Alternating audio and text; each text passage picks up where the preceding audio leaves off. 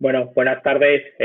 Muchísimas gracias a Urgo por la invitación a compartir este webinar y bueno, felicitarles por adelantado por el número de inscripciones que ha sorprendido, de la cantidad de gente y de despertar todavía el interés frente a que estamos un poco saturados con estos webinars. Pues parece ser que la gente sigue teniendo ganas de seguir aprendiendo y bueno, pues me parece que es una oportunidad muy interesante aprovechar estos tiempos para poder compartir de una forma tan extensa estos conocimientos. Bueno, dicho esto, voy a hablar esta tarde acerca de algo que llevo muchísimos años trabajando en ello y bueno, con el paso del tiempo hemos podido venir demostrando con una evidencia muy importante, que es controlar aquellos factores que están impidiendo que las úlceras cicatricen. Bueno, creo que viene muy bien la presentación anterior un poco para introducir el concepto a donde yo os quiero llevar. Y es, en primer lugar, bueno, pues como se ha explicado anteriormente, el abordaje de las úlceras crónicas en general, pues se basa en el estándar de cuidados atendiendo a cada etiología, un manejo genérico, y ese manejo genérico pues incluye, pues como hemos visto, esa limpieza, ese deslizamiento, ese control de la carga bacteriana y posteriormente la aplicación, bueno, pues del control etiológico de las lesiones, que por ejemplo en el caso del pie diabético puede ser la utilización de sistemas de descarga cuando las lesiones son eminentemente neuropáticas, o las terapias de compresión en el caso de las úlceras de etiología venosa. Sin embargo, lo que se conoce es que independientemente de que nosotros actuemos con un correcto diagnóstico y un abordaje secuenciado del tratamiento de la herida, existen un número de heridas que tienden a tener un estancamiento en su evolución y eso significa que las heridas de alguna manera no cicatrizan o no terminan de progresar de la forma adecuada a la que podríamos esperar de acuerdo al proceso de cicatrización. Y esto ha llevado a definir las heridas crónicas como un capítulo especial de heridas de difícil cicatrización. Este concepto ha generado muchísima controversia porque digamos que de alguna forma parecía que era una redundancia, es decir, una herida crónica ya por sí mismo lleva inherente pues que lleva una respuesta enlentecida de la cicatrización y cómo entender esa herida crónica, que esa herida se convierta en una herida de difícil cicatrización. Yo creo que más que entrar en el debate de ese concepto, probablemente lo que no se ha definido suficientemente hasta este momento y probablemente lo que no se ha implementado de una forma más o menos correcta es el manejo adecuado de estas heridas que acaban estancándose. Y evidentemente lo que se sabe es que esas heridas o esas úlceras de difícil cicatrización afectan a cualquier etiología de las úlceras crónicas. Y tanto es así que se conoce que aproximadamente entre el 50 y el 70% de las úlceras crónicas se mantienen sin cicatrizar tras 20 semanas de tratamiento. Y esto es un aspecto que tenemos que hacérnoslo mirar. Y hacérnoslo mirar, yo siempre digo que el proceso de la cura entra en un proceso de automatización y de robotización en el cual cuando nos queremos dar cuenta llevamos tratando al paciente durante meses donde aparentemente no ha sucedido nada, pero como el paciente no se ha complicado o no se ha infectado o el paciente no ha empeorado, pues nos conformamos con que el paciente siga teniendo un estado más o menos estable de la herida. Sin embargo, existen muchos factores relacionados con un infradiagnóstico del proceso de la isquemia, una presión no suficientemente aliviada, por ejemplo, en el caso del pie diabético, una infección infradiagnosticada y fundamentalmente, como hemos visto anteriormente, la presencia de biopelículas no tratadas, edemas constantes, la comorbilidad del paciente, evidentemente, factores relacionados con la edad. En definitiva, existen una serie de factores que pueden influir en que independientemente de que a nivel local nosotros estemos haciendo un trabajo más o menos óptimo, esas heridas se estanquen. Y por otro lado, existen una serie de factores bioquímicos de la herida que van a producir una degradación progresiva de la formación de ese tejido de granulación. Y en todo este círculo y en todo este ciclo se ha determinado que podrían influir unas enzimas que se han denominado metaloproteinasas o que se llaman metaloproteinasas, las cuales podrían estar involucradas en este fenómeno. ¿Y qué es lo que va a ocurrir? Bueno, pues lo que va a ocurrir es que evidentemente una herida en su proceso de cicatrización, ya sea una herida aguda o una úlcera crónica, una úlcera en sí mismo es una herida crónica, ese proceso de cicatrización atraviesa por distintas fases. Una fase de hemostasia, una fase inflamatoria, una fase proliferativa y una fase final de remodelación. Ese proceso natural de cicatrización es un proceso inespecífico y general para cualquier tipo de lesión. Pero lo que ocurre en el caso de las heridas crónicas, de las úlceras, es que el proceso inflamatorio se está alargando o está perpetuando de una forma exagerada. Y la herida entra en un círculo vicioso de inflamación que va a impedir, por lo tanto, que pase a la siguiente fase, que es la fase proliferativa, donde se va a producir la formación de ese tejido de cicatrización necesario para que la herida epitelice. Bien, ¿por qué las metaloproteinasas se han identificado como un factor esencial en ese estancamiento del proceso de cicatrización de la herida? Bueno, fundamentalmente porque las metaloproteinasas son enzimas que se sobreexpresan en el proceso inflamatorio. Estas enzimas, como su propio nombre indica, tienen una opción de lisar, de romper. Lo que van a romper fundamentalmente son proteínas. Y es importante recordar en este punto que el colágeno es una proteína.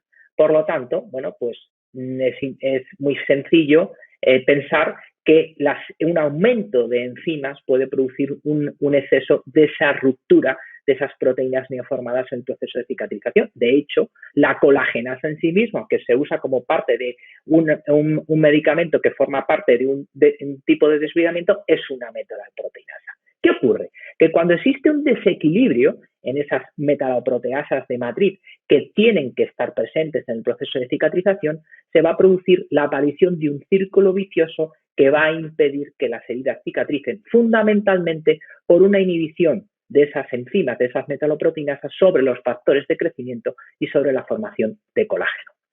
Quiere decirse que las principales consecuencias que van a producir esos niveles elevados de metaloproteinasa van a ser, por un lado, la degradación de factores de crecimiento. Factores de crecimiento que van a tener células diana que son necesarias para la cicatrización de la herida. Fijaros, fundamentalmente, los factores de crecimiento actúan sobre la célula endotelial para formar nuevos vasos, la neoangiogénesis, sobre los fibroblastos para formar colágeno y sobre los queratinocitos para producir la epitelización. Cuando hay un exceso de metaloproteinasas, estos factores de crecimiento se van a degradar.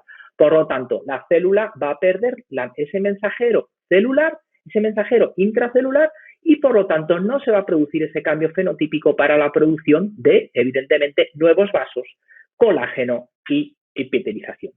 Por otro lado, se va a producir una deposición de colágeno de forma anárquica. ¿Esto qué significa? Bueno, todos conocemos que las úlceras que se cronifican y se estancan, con el paso del tiempo pues se acaban ensuciando y acaba apareciendo o acaba presentándose un tejido no viable. Ese tejido no viable, en la mayor parte de los casos, es colágeno no organizado, el famoso esfacelo.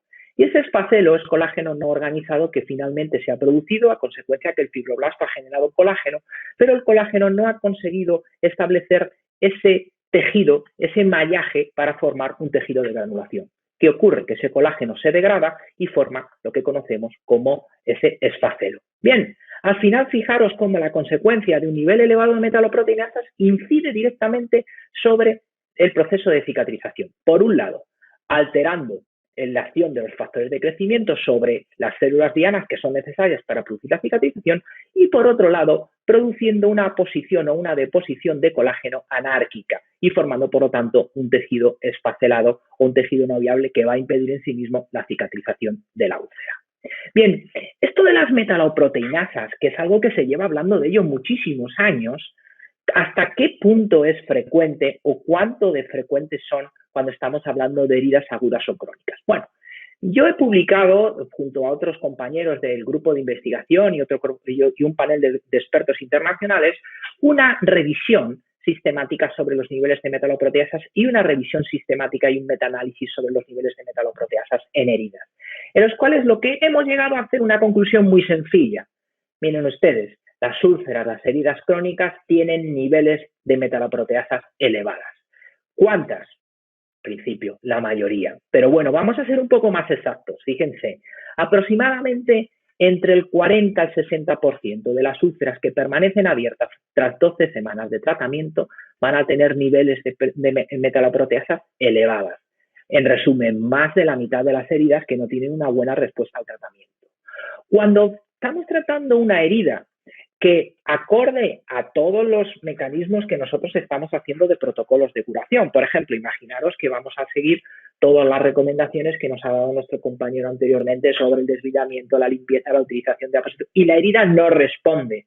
Bueno, pues en ese caso, el nivel de metaloproteasas puede estar presente elevados hasta en el 80% de los casos. Pero incluso hay heridas que, siendo bien respondedoras, se ha demostrado que tienen elevados niveles de metaloproteasas cuando se comparan sobre todo de heridas agudas. Es decir, el concepto, para no liar mucho la definición, es que todas las úlceras crónicas tienen niveles de metaloproteasas elevadas y que además esas metaloproteasas se van a ir elevando a medida que pasa el tiempo, porque ese estancamiento inflamatorio va a dejar un reservorio, va a dejar de alguna manera un nivel acumulativo de metaloproteasas en la herida, que va a hacer que la herida, cuanto más tiempo pase, más difícil sea de cicatrizar.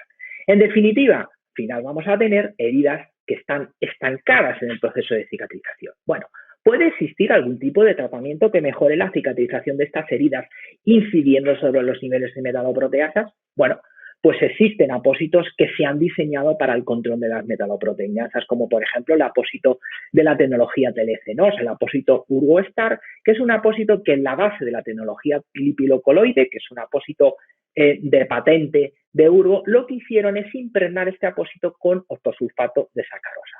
Y el octosulfato de sacarosa, ¿por qué se introdujo en este apósito? Bien, porque tiene dos mecanismos de acción interesantes. El primer mecanismo de acción es que controlan los niveles excesivos de metaloproteinasas.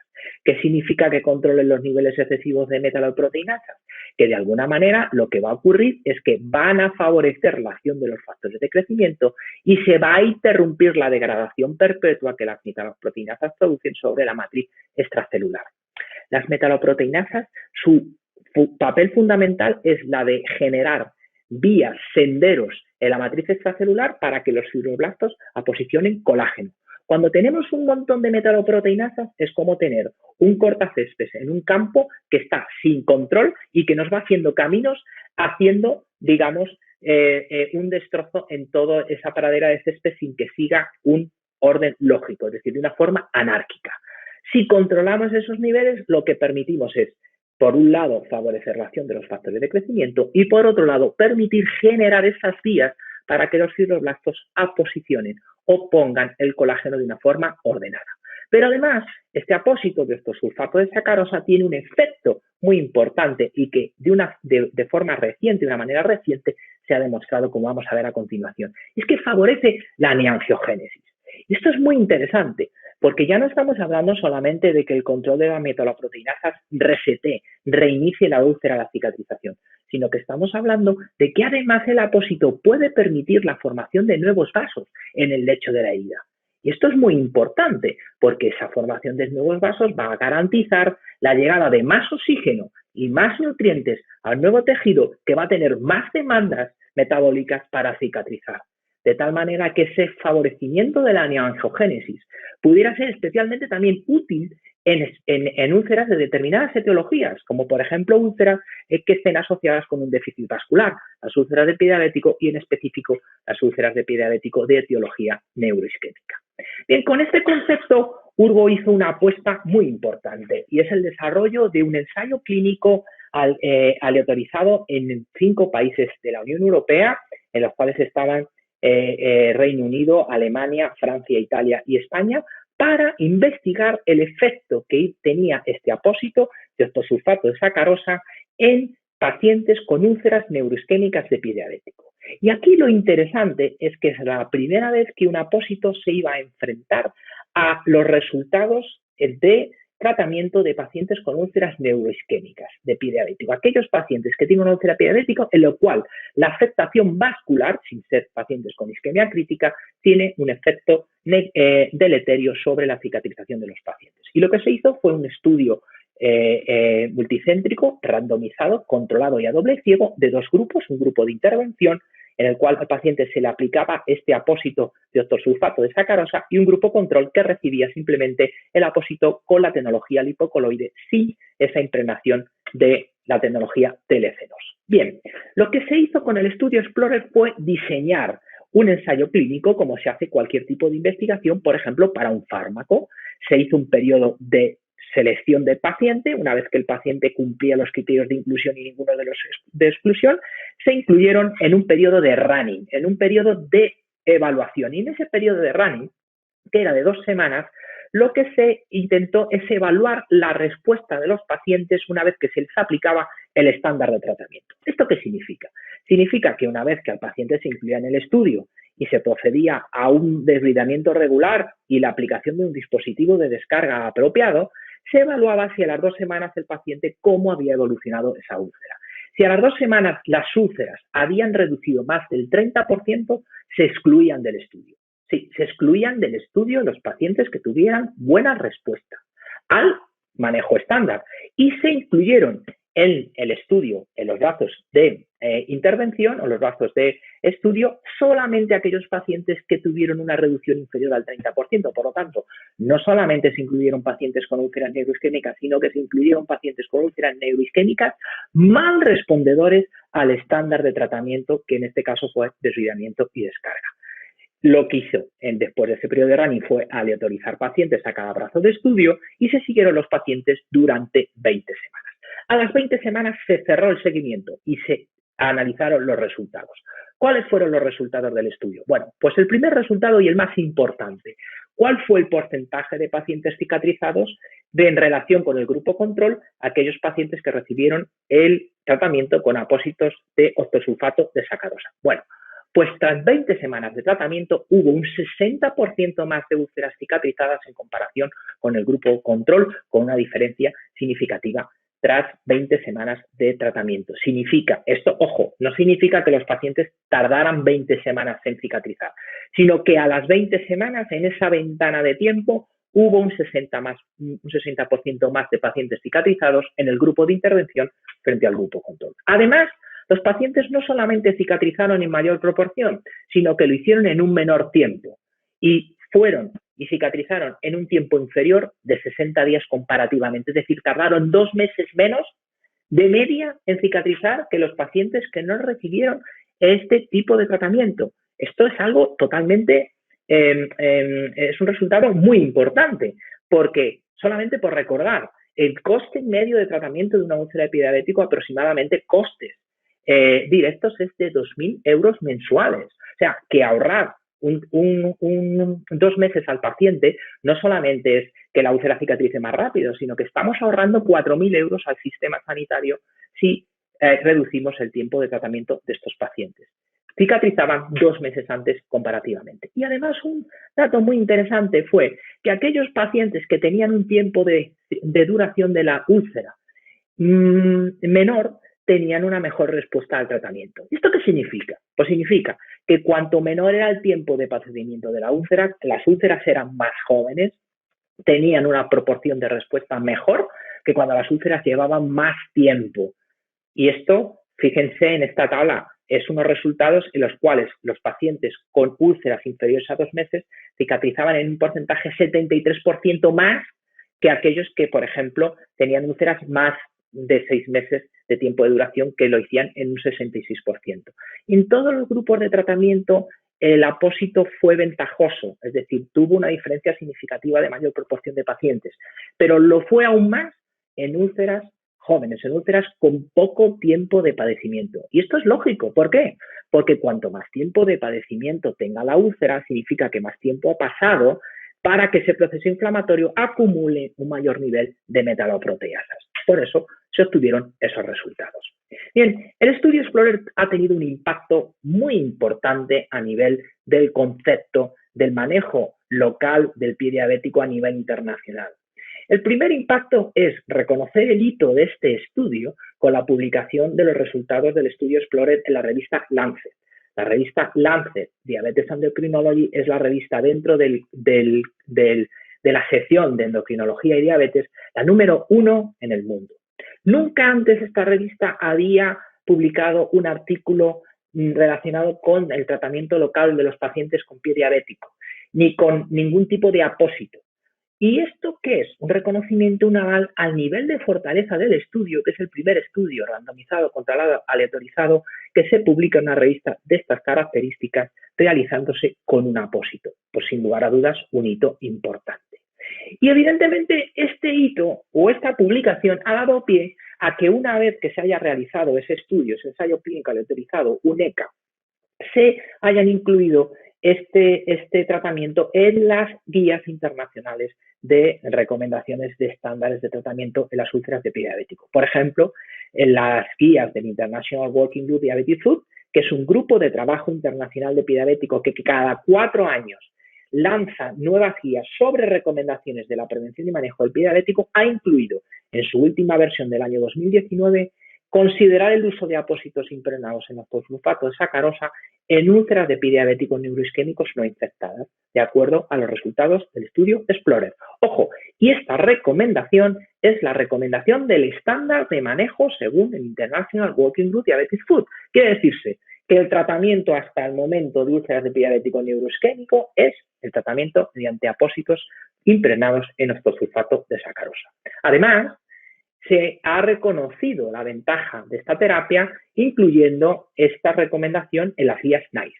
Las guías NICE, que creo que mucha gente las conoce porque son guías muy reconocidas a nivel internacional, son guías que regulan los protocolos y los tratamientos de determinadas enfermedades a nivel del sistema de salud de Reino Unido.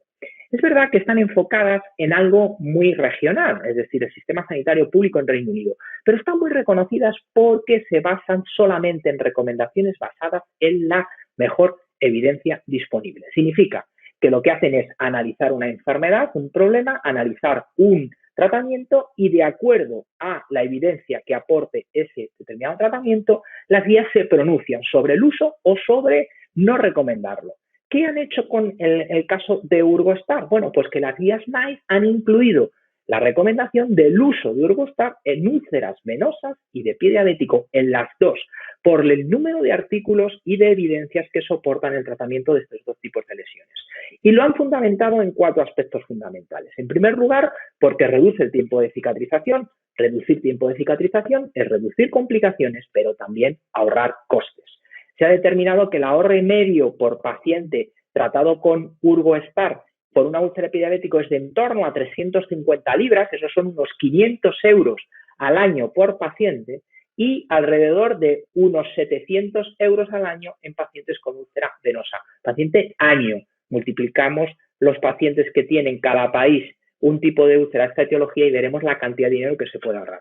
Pero además también reconocen que es fácil de implementar. ¿Esto qué significa? Y ahora que estamos en estos tiempos de delegación del cuidado, que el paciente se tiene que cuidar en casa, que el cuidador, el familiar es el que tiene que hacer a veces la cura, pues no requiere ningún entrenamiento específico ni tampoco ninguna tecnología adicional.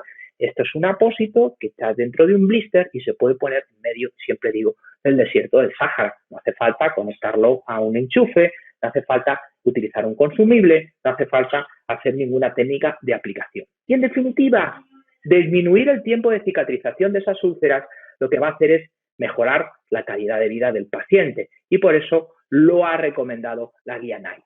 Bueno, si analizamos la pirámide de evidencia, que todo el mundo conoce sobre cuáles son los niveles de evidencia relacionados con los estudios en relación a la literatura científica, vemos cómo el estudio Explorer situó estos apósitos en la cúspide de la evidencia. Pero el que se haya incluido en las guías de las recomendaciones internacionales, las guías del International Working Group y sobre todo en las guías NICE, ha colocado el estudio Explorer dentro de la cúspide porque se ha incluido dentro de los tratamientos recomendados por las revisiones sistemáticas o metaanálisis que están en la cúspide de la evidencia, tanto para úlceras de pie diabético como para úlceras venosas, y aquí están más o menos todos los estudios que respaldan su utilización en distintas etiologías.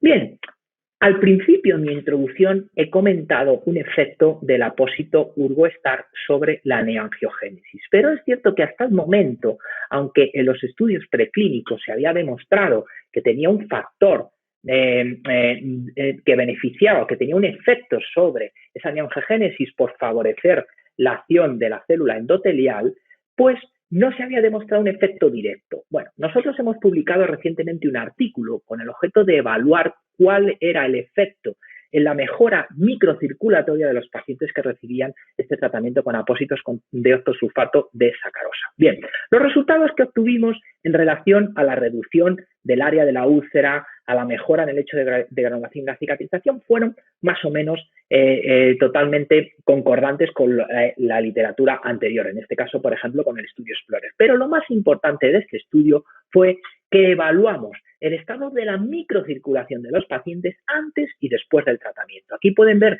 en este sencillo gráfico, en la columna azul es la oxigenación de los pacientes midiendo la presión transcutánea de oxígeno antes del tratamiento y después. Ya vemos cómo existe un aumento en todos los pacientes después del tratamiento de la oxigenación de la microcirculación. Y lo que vimos es que a las 8 semanas ya se observa un resultado significativamente estadístico diferencial entre los valores basales de oxigenación frente a los valores a las 8 semanas y todos los pacientes a la cicatrización tenían valores de oxigenación significativamente elevados o aumentados en comparación con los valores de oxigenación que tenían cuando se empezó el tratamiento. ¿Esto qué demuestra? Que llevaba más oxígeno a la úlcera, al lecho de la úlcera. ¿Y por qué llegaba más oxígeno al lecho de la úlcera? Probablemente porque había más vasos permeables actuando a nivel local. Esa neangiogénesis acababa beneficiando la oxigenación de la herida.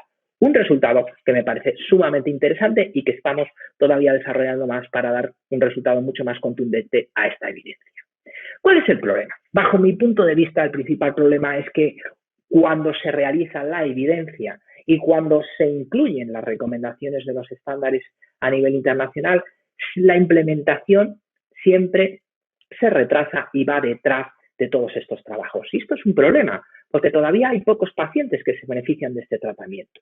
Yo soy consciente, porque aparte por ser presidente del DIFUT International, uno de los principales papeles que tenemos es la implementación de las recomendaciones internacionales a nivel local.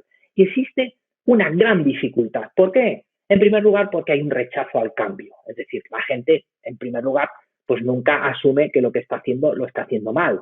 Y en segundo lugar, aunque le digas que un cambio puede mejorar sus resultados de tratamiento, pues siempre existe un escepticismo sobre todo lo que se plantea. Pero es muy importante que tengamos en cuenta que debemos extender las recomendaciones en la práctica clínica. ¿Por qué? Porque es la única manera de homogeneizar los resultados. Si cada uno trata a su paciente de una forma distinta, los resultados van a ser distintos. Y eso se traduce en una heterogeneidad clínica. Si queremos que los resultados de los pacientes que se tratan en mi clínica sean los resultados iguales de los que se tratan en vuestras clínicas, tenemos que hacer lo mismo y tratar a los pacientes de las mismas formas. ¿Y cuál es la única manera? Implementar los protocolos de estándar de recomendaciones internacionales basados en la evidencia. Solamente de esa manera conseguiremos los mismos resultados. ¿Cómo podemos hacer esto sencillo y fácil? Algunas dudas que se han generado del estudio Explorer, por ejemplo. ¿Cuándo debo de empezar a tratar al paciente con el apósito Orgostar, con el apósito de sulfato de sacarosa? Bueno, pues mucha gente tiene en la cabeza, bueno, como esto es algo que hay que ponerlo cuando la úlcera se estanque, vamos a esperar a que el paciente pase 2, 3, 4 meses. No, hay que ponerlo cuanto antes mejor. Lo que hay que identificar es la indicación correcta de la colocación del apósito. Pero, por ejemplo, si yo tengo un paciente con una úlcera epidiabético neuroisquémico, ¿por qué lo voy a tratar con otra cosa? Si el único tratamiento que ha demostrado eficacia hasta el momento es tratar al paciente con apósitos impregnados en nuestro sulfato de sacarosa. No, ya, trátalo ya. ¿Por qué? Porque además lo que hemos demostrado, fijaros, en este estudio hicimos un análisis post-hoc a posterior del estudio Explorer, que el resultado de los pacientes mejora cuanto menor es el tiempo de padecimiento de las úlceras. Por ejemplo, si la úlcera tiene un tiempo de padecimiento menor a 2 meses, el porcentaje de pacientes que cicatrizan en el grupo de intervención es del 71%, comparado con un 22% de pacientes que cicatrizan cuando la úlcera tiene un tiempo de padecimiento superior a 11. Pero es que tenemos pacientes que nos llegan a la consulta con tiempos de padecimiento de 5, de 6, de 7, de 8 meses. En esos pacientes, ¿qué pensáis? Que hay que esperar a ver si después del estándar de tratamiento el paciente va mejorando y después de 2, 3, 4 semanas tengo que poner el apósito. No, porque esos pacientes tienen seguramente, de acuerdo a la literatura, el 100% elevación de metaloproteinasas, por lo tanto hay que empezar en el día 0 a utilizarlo. Pero ¿qué ocurre? Que muchos de vosotros, y fundamentalmente muchas enfermeras que tratan pacientes con úlceras crónicas, dicen, bueno, es que yo cuando tengo un paciente que tiene una úlcera con el lecho esfacelado, lo primero que tengo que hacer es desbridarla. Por supuesto que sí, claro que la tienes que desbridar, pero ¿y si a la vez de la desbridarla puedes también controlar las metaloproteinasas? ¿Por qué tenemos que esperar? Bueno, hay una opción. o bien uso ese apósito con desviamientos frecuentes que hago en cada cura, mecánicos, cortantes por ultrasonidos quirúrgicos, o bien, como hemos visto anteriormente, puedo utilizarlo en combinación con apósitos de fibras poliabsorbentes para sumar el efecto de desviamiento al efecto del apósito del control de metaloproteinasas. Y fijaros, esto también Urbo lo ha querido demostrar y lo ha hecho mediante un estudio que ha hecho en Alemania con 1.140 pacientes, en los cuales se han incluido o se han tratado con los apósitos de Urbostar Border y Urbostar PAP, en los cuales se incluía la utilización de estos apósitos en combinación con fibras poliabsorbentes. Es un estudio observacional donde se han incluido 1.140 pacientes con úlceras de distintas etiologías. Y lo que han hecho es seguir a los pacientes durante 12 semanas y documentar en esas 12 semanas 4 visitas para ver qué pasaba con ellos. Bueno, sin entrar en mucho detalle, porque el estudio lo tenéis a vuestra disposición en PubMed, o si no, seguramente Urbo os lo va a facilitar, algunos aspectos o resultados importantes. Por ejemplo, independientemente de la etiología de la úlcera, todos los pacientes tratados con este tipo de apósitos tuvieron una reducción de el área de la herida al final del estudio, es decir, a las 12 semanas, de media de más del 95%. Quiere decirse que casi todos los pacientes a las 12 semanas de tratamiento habían tenido casi la úlcera había casi reducido 100%, había cicatrizado prácticamente tras 12 semanas de tratamiento, independientemente de la etiología. Esto es muy interesante, pero en combinación con lo que yo estaba comentando antes, es muy interesante saber que independientemente del estado en el cual estaba la úlcera en el momento del tratamiento, es decir, independientemente de que el lecho estuviese granulado o que el lecho estuviese esfacelado, el resultado fue bueno en todos los casos. ¿Qué ocurrió? Cuando el lecho estaba granulado, mayor porcentaje de pacientes cicatrizados, pero fijaros que incluso en los pacientes que presentaban lechos de granulación con esfacelo también hubo un porcentaje de cicatrización casi similar. ¿Y qué ocurrió? De nuevo, cuanto antes mejor. Los pacientes con úlceras de menos de un mes de duración tuvieron casi un 60% de cicatrización en las 12 semanas de tratamiento y los pacientes con más de un mes de duración cicatrizaron el 33%. Luego, el porcentaje mayor de pacientes cicatrizaron cuando el apósito se utilizó en úlceras jóvenes con tiempo de padecimiento inferior. De nuevo, cuanto antes mejor. Por lo tanto, la recomendación en la práctica clínica es, si tienes una solución, sabes el problema y conoces la indicación, cuanto antes lo utilices, mejor, independientemente del estado de cicatrización de la herida. Lógicamente hay que combinarlo con el estándar de cuidados de tratamiento que va a ser el desbridamiento, la limpieza, la descarga, la terapia compresiva, el manejo holístico del paciente, el control del edema, todo esto que ya sabemos. Pero esto lo vemos en la práctica clínica. Lo que va a ocurrir es que si yo empiezo a tratar a un paciente con esfacelo, lo que me voy a encontrar es que el apósito, a medida que me ayuda a desvidarlo, me va a generar un lecho de granulación muy bueno para que el paciente cicatrice. Probablemente este tiempo que yo estoy tratando en desvidar ese paciente con una úlcera neuroisquémica me va a permitir acelerar la cicatrización. Claro, si el paciente tiene mejor estado, es un paciente que tiene un lecho granulado, la cicatrización va a ocurrir antes porque ya no tengo que desvidarlo. Fijaros, en este caso, 8 semanas de cicatrización.